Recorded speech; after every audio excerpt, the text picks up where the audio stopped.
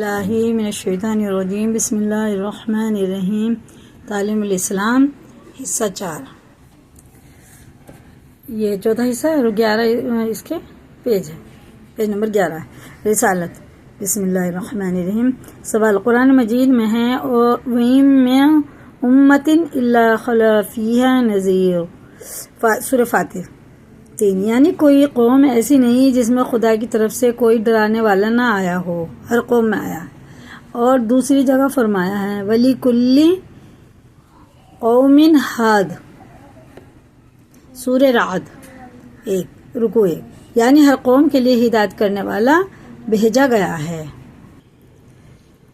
ان آیتوں سے معلوم ہوتا ہے کہ ہر ملک و ہر قوم میں خدا کی طرف سے کوئی پیغمبر بھیجا گیا ہے۔ تو کیا ہندوستان میں بھی کوئی پیغمبر آئے تھے؟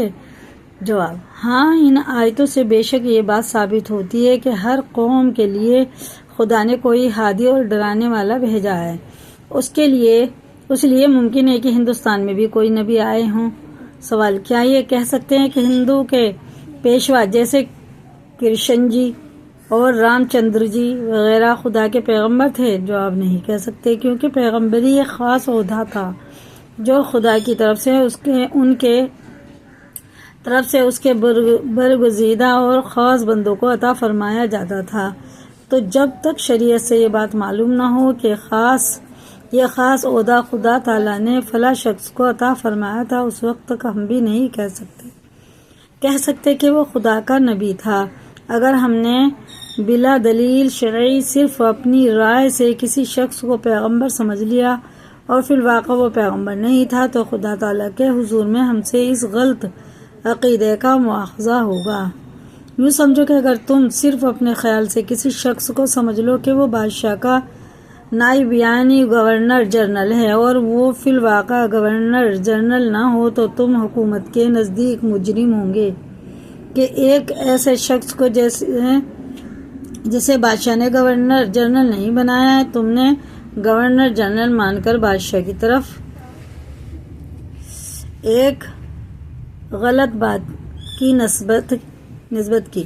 بس گزشتہ لوگوں میں سے ہم خاص طور پر انہی برگزیدہ بزرگوں کو پیغمبر کہہ سکتے ہیں جن کا پیغمبر ہونا شریعت سے ثابت ہو اور قرآن مجید یا حدیث شریف میں ان کو پیغمبر بتایا گیا ہو۔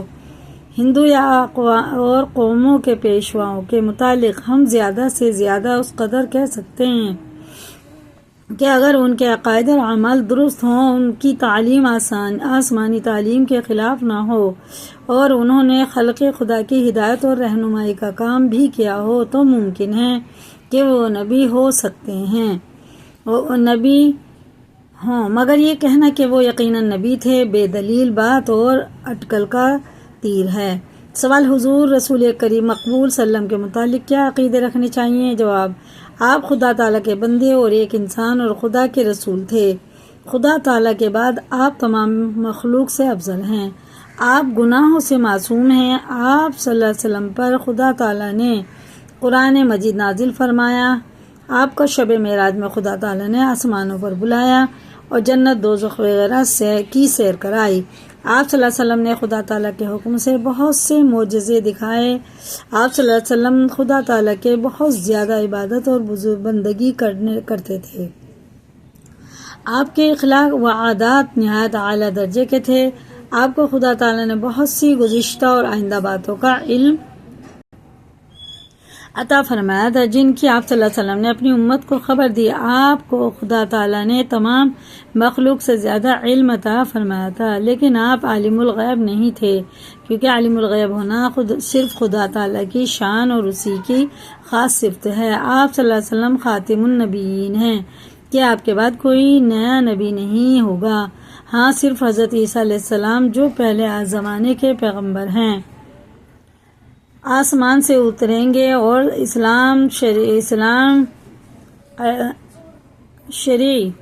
اسلامی شریع کی پیروی کریں گے، اسلامی شریعت کی پیروی کریں گے۔ آپ صلی اللہ علیہ وسلم انسانوں اور جنات سب کے لیے رسول ہیں۔